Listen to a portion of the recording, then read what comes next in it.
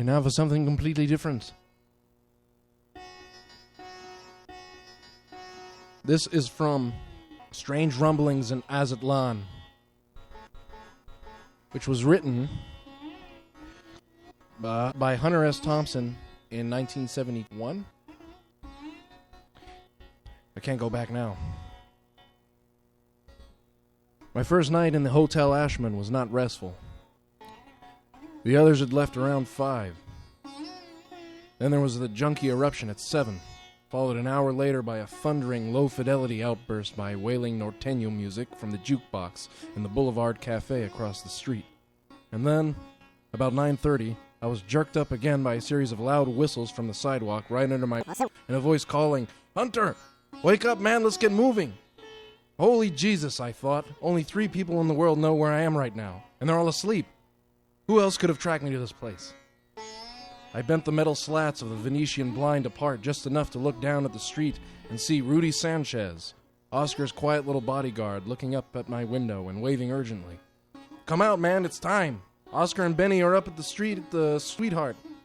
That's the bar in the corner where you see all those people in front. We'll wait for you there, okay? You awake?" "Sure I'm awake," I said. "I've been sitting here waiting for you lazy criminal bastards. Why do Mexicans need so much fucking sleep?" Rudy smiled and turned away. "We'll be waiting for you, man. We're going to be drinking a hell of a lot of Bloody Marys, and you know the rule we have down there." "Never mind that," I muttered. "I need a shower." But my room had no shower, and somebody that night had managed to string a naked copper wire across the bathtub and plug it into a socket underneath the basin outside the bathroom door. For what reason, I thought. Demon rum? I had no idea. Here I was in the best room in the house, looking for the shower and finding only an electrified bathtub, and no place to righteously shave, and the best hotel on the strip. Finally, I scrubbed my face with a hot towel and went across the street to the Sweetheart Lounge. There I met Oscar Acosta, the Chicano lawyer. He was there leaning on the bar, talking idly with some of the patrons. Of the 4 people around him, all in their late 20s, 2 were ex-cons. 2 were part-time dynamite freaks and known firebombers, the Vatos Locos, and 3 or 4 were veteran acid eaters. Yet none of this surfaced in the conversation. The talk was political, but only in terms of the courtroom. Oscar was dealing with 2 hyper-political trials at the same time. In one, the trial of the Biltmore 6. He was defending 6 young Chicanos who'd been arrested for trying to burn down the Biltmore Hotel one night about a year ago, while Governor Ronald Reagan was delivering a speech there in the ballroom. Their guilt or innocence was immaterial at this point, because the trial had developed into a spectacular attempt to overturn the entire grand jury selection system. In the preceding months, Acosta had subpoenaed every superior court judge in Los Angeles County and cross-examined all 109 of them at length, under oath, on the subject of their racism. It was a wretched affront to the whole court system, and Acosta was working overtime to make it as wretched as possible. Here were these 109 old men, these judges, compelled to take time out of whatever they were doing and go into another courtroom to take the stand and deny charges of racism from an attorney they all loathed. Oster's contention throughout was that all grand juries are racist, since all grand jurors have to be recommended by superior court judges, who naturally tend to recommend people they know personally or professionally, and that therefore no rat bastard Chicano street crazy, for instance, could possibly be indicted by a jury of his peers. The implication of a victory in this case were so obvious, so clearly menacing to the court system that interest in the verdict had filtered all the way down to places like the Boulevard, the Silver Dollar, and here in the Sweetheart. The level of political consciousness is not normally high in these places, especially on Saturday mornings. But Acosta's very presence, no matter where he goes or what he seems to be doing, is so grossly political that anybody who wants to talk to him has to figure out some way to deal on a meaningful political level. "The thing is to never talk down," he says. "We're not trying to win votes out here. Hell, that trip's been done. It's over. The idea now is to make people think. Force them to think. And you can't do that by walking around slapping strangers in the back and buying them beers. And then grinningly saying, unless you happen to be babbling drunk or stoned." It's not my style, man. I want to make that one thing very clear. But today the talk was easy, with no ulterior politics. Say, Oscar, somebody asked, how do we stand on that grand jury thing? What's our chances? Acosta shrugged. We'll win. Maybe not on this level, but we'll win on appeal. That's good, man. I hear you're really working out on those bastards. Yeah, we're fucking them over. That one might take another year. Right now, we have to think about Corky's trial. It starts Tuesday. Corky's in town? The interest is obvious. Heads turn to listen. Rudy eases back a few feet so he can watch the whole bar, scanning the faces for any that might be too interested. Paranoia is rampant in the barrio. Informers, narcs, assassins, who knows? And Rudolfo Corky Gonzales is a definite heavy. Prime target for a frame or a setup. Just like Salazar.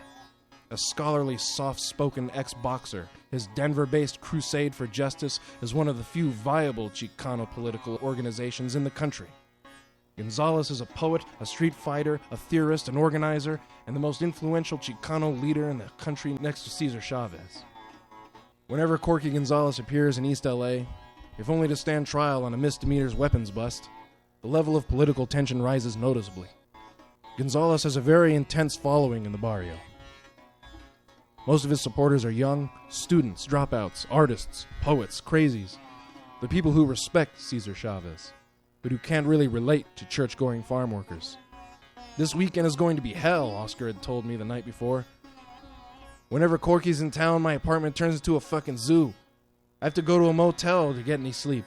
Shit, I can't stay up all night arguing radical politics when I have to be in court the next morning. These wild-eyed fuckers show up at all hours. They bring wine, joints, acid, mescaline, guns. Jesus, Corky wouldn't dare take that kind of risk. He's already here, but I don't know where he's staying. He's checked into some kind of goddamn Holiday Inn or something about 5 miles out on Rosemead. But he won't tell anybody where it is, not even me, his lawyer. He smiled. That's pretty shrewd, because if I knew where he was, I might go over there some night all twisted and crazy about calling a general strike at dawn or some other dangerous bullshit that would freak him. He nodded, smiling lazily down at his drink. As a matter of fact, I have been thinking about calling a general strike. The movement is so goddamn splintered right now that almost anything would help. Yeah, maybe I should write Corky a speech along those lines, then call a press conference for tomorrow afternoon in the Silver Dollar. He laughed bitterly and called for another Bloody Mary. Acosta has been practicing law in the barrio for 3 years.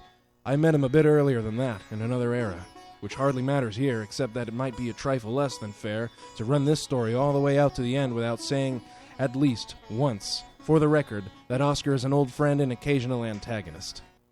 I first met him, as I recall, in a bar called the Daisy Duck in Aspen, when he lumbered up to me and started raving about ripping the system apart like a pile of cheap hay, or something like that. And I remember thinking, well, here's another one of those fucked up, guilt-crazed dropout lawyers from San Francisco. Some dingbat who ate one of too many tacos and decided he was really Emiliano Zapata. Which was okay, I felt, but it was a hard act to handle in Aspen, in that high white summer of 1967.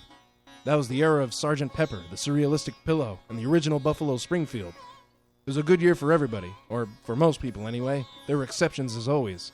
Lyndon Johnson was one, and Oscar Acosta was another, for entirely different reasons. That was not a good summer to be either the President of the United States or an angry Mexican lawyer in Aspen. Oscar didn't hang around long. He washed dishes for a while, did a bit of construction work, bent the county judge out of shape a few times, then took off for Mexico to get serious. The next thing I heard, he was working for the public defender's office in L.A. That was sometime around Christmas of '68, which is not a good year for anybody, except Richard Nixon and perhaps Oscar Acosta.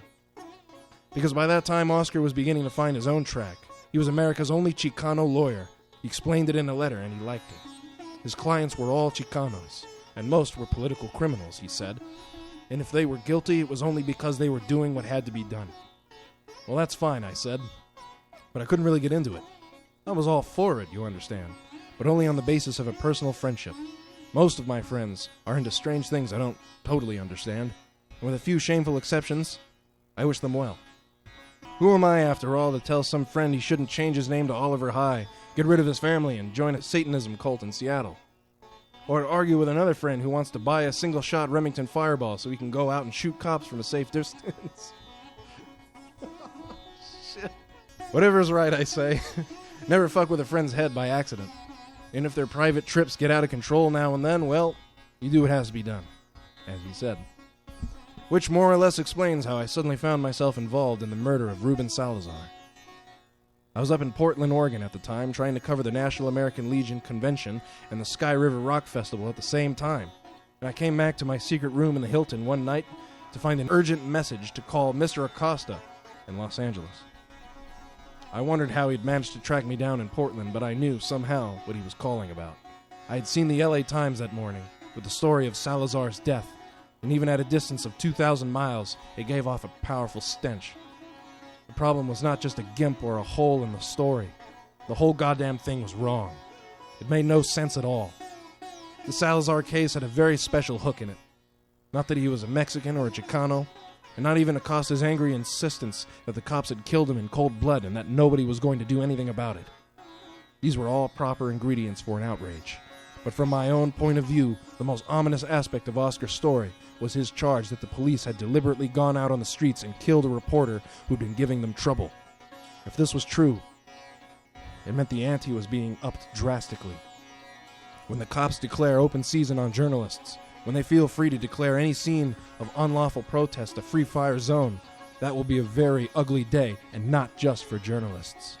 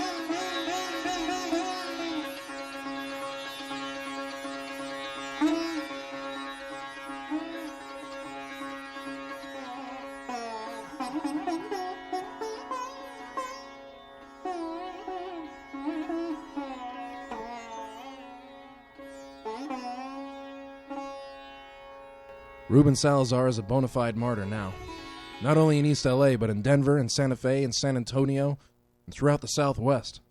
The length and breadth of Aztlan. Aztlan, the conquered territories that came under the yoke of gringo occupation troops more than 100 years ago, when vendido politicians in Mexico City sold out to the U.S. in order to call off the invasion that gringo history books refer to as the Mexican-American War, Davy Crockett, Remember the Alamo, etc.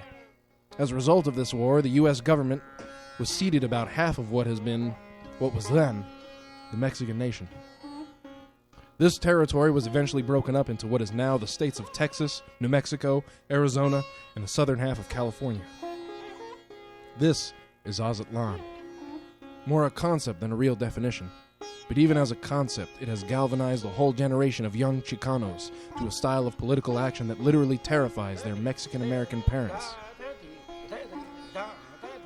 Between 1968 and 1970, the Mexican-American movement went through the same drastic changes and heavy trauma that had earlier afflicted the Negro civil rights movement in the 60s, in the earlier 60s. The split was mainly along generational lines. and the first young radicals were overwhelmingly the sons and daughters of middle-class Mexican Americans who would learn to live with their problem. At this stage, the movement was basically intellectual.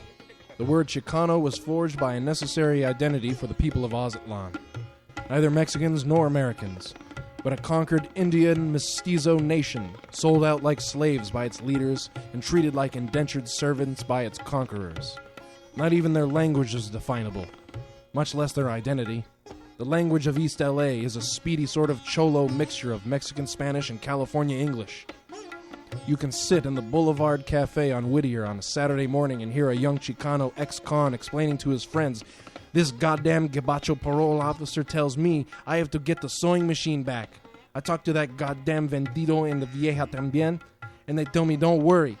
We won't say nothing that will send you back to the joint. But that gabacho keeps pushing me. What can I do?" And then, suddenly noticing a vagrant gringo nearby, he finishes the whole story in rapid, angry Spanish. There are a lot of ex-cons in the movement now, along with a whole new element, the Vatos Locos. And the whole difference, really, is that, well, the only difference is that the ex-cons are old enough to have done time for the same things that the Vatos Locos haven't even been arrested for yet. Another difference is that the ex-cons are old enough to frequent the action bars along Whittier, while most of the Vatos Locos are still teenagers. They drink heavily, but not in the Boulevard or the Silver Dollar. On Friday night, you will find them sharing quarts of sweet Key Largo in the darkness of some playground in the housing project.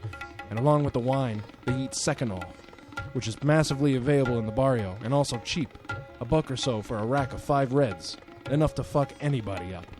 Secanol is one of the few drugs on the market, legal or otherwise, that is flat guaranteed to turn you mean. Especially with wine on the side and a few whites, bennies. So I got the bennies. For a chaser. This is the kind of diet that makes a man want to go out and stomp people. The only other people I've ever seen heavily into the red-white wine diet were the Hells Angels. The results are about the same. The Angels would get loaded and then snarl around looking for somebody to chain whip. The Vatos Locos got loaded and started looking for their own kind of action, burning a store, rat-packing a nip, or stealing some cars for a night of high-speed cruising on the freeways. The action is almost always illegal, usually violent, but only recently has it become political. Perhaps the main movement focus in the barrio these days is the politicization of the Vatos Locos. The term translates literally as crazy guys, but in harsh political terms it translates as street crazies, teenage wild men who have nothing to lose except their hostility and a vast sense of doom and boredom with the world as they know it. These guys aren't afraid of the pigs, a Chicano activist told me. Hell, they like a fight with the pigs. They want it. And there's a hell of a lot of them, man. Maybe 200,000. If we can organize these guys, man, we can move on anybody. But the Vatos Locos are not easily organized. For one thing, they're hopelessly ignorant about politics. They hate politicians, even Chicano politicians. They're also very young, very hostile, and when you get them excited, they are likely to do almost anything, especially when they're full of wine and reds. One of the first overt attempts to bring Vatos Locos into the new Chicano politics was the mass rally against the police brutality last January 31st. The organizers took great care to make sure the thing would be peaceful.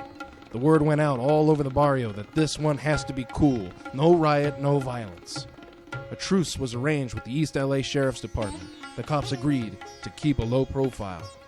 But they nonetheless sandbagged and barricaded the sheriff's substation right next to the site of the rally in Belvedere Park. Writing in The Nation, a Chicano priest named David F. Gomez described the scene as the rally gathered steam as, well, despite the tension, a fiesta atmosphere prevailed as Chicanos sat on the scarred grass of the park's soccer field and listened while barrio speakers aired grievances of police brutality and the gringo occupation of Aztlan.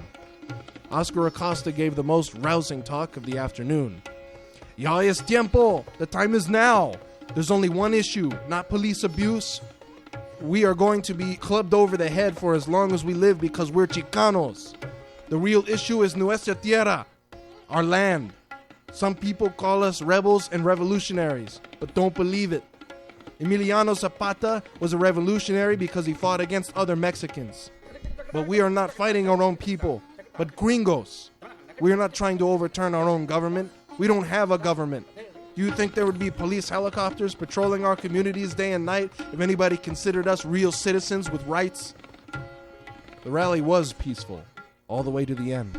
But then, when fighting broke out between a handful of Chicanos and jittery cops, nearly 1,000 young Vatos Locos reacted by making a frontal assault on the cop headquarters with rocks, bottles, clubs, bricks, and everything else they could find. It was going to turn out like the Boston Massacre. The cops withstood the attack for about an hour, then swarmed out of the place with a stunning show of force that included firing deadly buckshot balls out of 12-gauge shotguns straight into the crowd. The attackers fled through the back streets into Whittier Boulevard and trashed the street again. The cops pursued, firing shotguns and pistols at point-blank range. After 2 hours of street warfare, the toll was 1 dead, 30 serious injuries, and a little less than $500,000 worth of damage, including 78 burned and battered police cars. The entire LA power structure was outraged, and the Chicano Moratorium Committee was aghast. The rally's main organizer, 24-year-old Rosario Munoz, a former president of the UCLA student body, was so shocked out by the outburst that he reluctantly agreed with the sheriff that any further mass rallies would be too dangerous. We'll have to find a new way of expressing grievances. From now on, the course will be to play a low profile.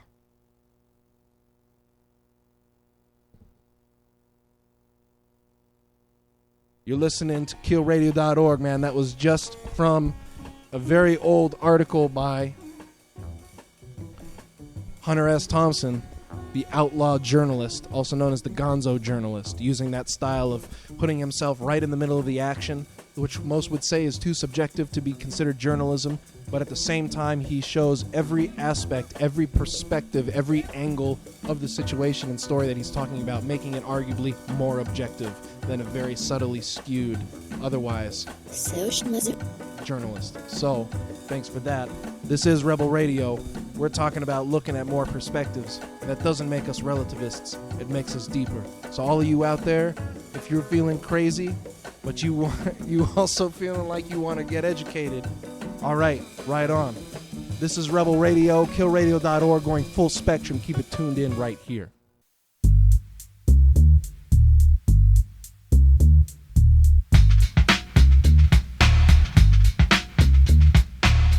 I am Joaquin. I am Joaquin, lost in a world of confusion, caught up in the whirl of a gringo society. I am the masses of my people, and I refuse to be absorbed. I am Joaquin. Joaquin is a life of all of our people. Joaquin is one of us and is all of us.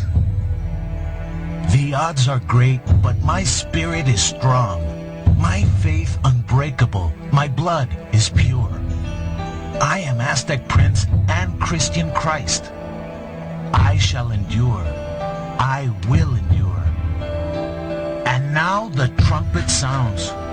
The music of the people stirs. For Chicanos, I am Joaquin was a spiritual and cultural revelation. It was the history they had never learned in school. It was a celebration of their Indian and Spanish ancestry, of their Mexican heroes and American lives. It really goes into like what Thompson was doing with his Gonzo style, with the outlaw journalism. When he was covering a story, yeah, he was part of it. He was there. He was really learning about what was going on, and he was really actually involved with the people there. When he's talking about the story, when he's talking about what's going on in East LA protests and riots and all of those things that were going down from 1968 to 1970, culminating in the death of Ruben Salazar, he does not just report from one angle or another and then claim like he's not actually involved in the story and act like he's some sort of vanishing mediator like journalism has traditionally been up to that point. Instead, he does actually subjectively get involved and put himself as a character, as a person that is in that story at the time. And though he does write it with what he's thinking, what he's feeling, and what his opinions are, he's very honest about those things, but at the same time, he's also coming from a very varied perspective and saying really what each concerned group, whether it be the Chicanos, the city of LA itself, all of these perspectives are taken into account and shown in a very objective way that is not overly partial to anybody. And that is really what I think his stuff is all about. So, we got our stuff back up. We are back online. That's right, Rebel Radio can't be stopped. So we're going to keep it going. As always, if you want to call in for any requests, you can call in at 213 plus. Stay tuned.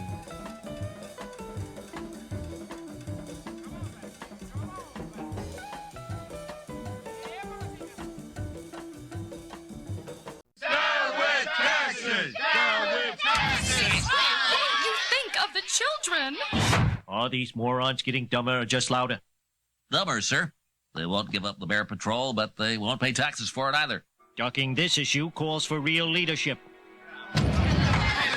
People, your taxes are high because of illegal immigrants. That's right, illegal immigrants. We need to get rid of them. Immigrants. I knew it was them. Even when it was the bears, I knew it was them. A los indios pobres les compraba casas. A los indios fuertes les daba armas. A los policías comprados les dio mordidas de feria. A los jueces pendejos le cortó los pescuezos.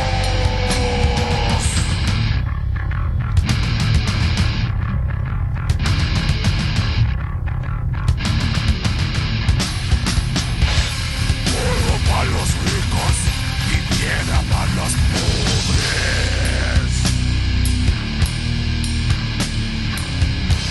Pinches indios pobres llamaban el patrón. Llévame pa'l cielo, patrón. El dinero es nada. Mi espíritu es todo. Patrón, bendígame. Ve a salvarme, patrón.